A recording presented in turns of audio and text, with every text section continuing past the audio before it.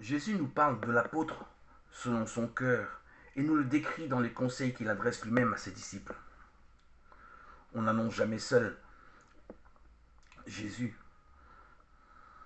Au moment de la mission des 72 disciples, Jésus les envoie deux par deux.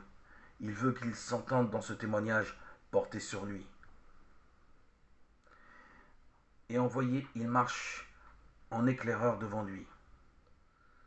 Ce ne sont pas eux qui prêchent, mais c'est le Seigneur qu'ils proclament en toute cité et en tout lieu.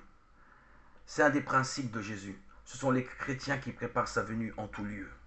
Le Seigneur désigna 72 disciples, les envoya devant lui, deux à deux, en chaque ville et localité, où il devait lui-même se rendre. Luc 10, verset 1. Puis devant l'immense détresse spirituelle des hommes, devant la pénurie d'ouvriers, retentit le cri du Seigneur Jésus. Demandez au maître de la moisson, au Père, d'envoyer des ouvriers à sa moisson. Luc 10, verset 2. Nous oublions trop que c'est le Père qui, à notre prière, envoie les ouvriers à la moisson. Allez, voici que je vous envoie comme des agneaux au milieu des loups.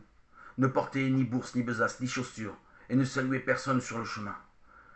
Luc 10, verset 3 à 4. Jésus décrit ici la liberté d'esprit et d'allure de celui qui veut annoncer le royaume. Il a besoin de se libérer de toute attache et de toute possession. Inutile d'emporter un monceau de bagages, ni de rechercher de multiples relations. La seule richesse que l'apôtre doit emporter dans ses bagages, c'est la bonne nouvelle du royaume. L'apôtre sera pauvre dans ses relations, pauvre de puissance et d'influence, car il s'agit pour lui de s'appuyer sur Dieu, et non pas sur l'amitié humaine pour annoncer le royaume. L'apôtre sera doux. La rudesse n'est pas une vertu apostolique, douceur ne veut pas dire faiblesse, mais elle veut dire compréhension, comme un agneau parmi les loups. Luc 10, verset 3. Il veut l'apôtre messager de paix et non discutailleur. La rudesse est si commode. Et dans quelque ville que vous entriez et où l'on vous aurait reçu, mangez ce qui vous sera servi. Luc 10, verset 8. Il veut des gens simples qui ne fassent pas de manière et acceptent sans façon ce qu'on leur offrira. D'ailleurs, comme tout travailleur, l'apôtre mérite son salaire et n'a pas à en rougir. Il n'est pas un feignant, un inutile, mais qu'il ne court pas de fête en fête, de dîner en dîner, de maison en maison. Une autre des recommandations essentielles de Jésus aux apôtres, c'est de guérir les malades. Il y a bien des manières de guérir les malades.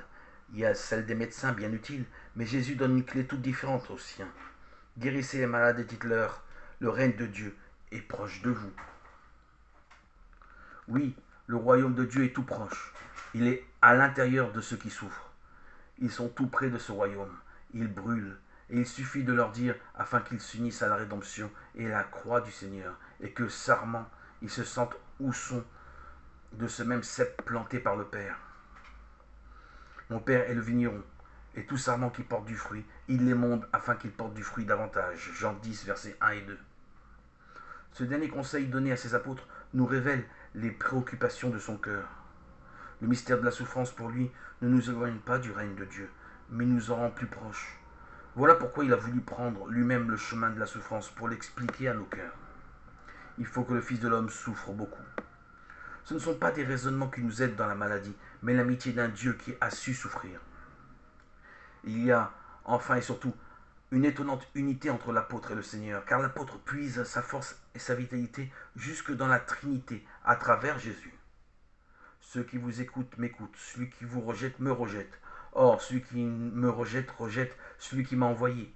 Mais celui qui vous reçoit, me reçoit. Celui qui me reçoit, reçoit celui qui m'a envoyé.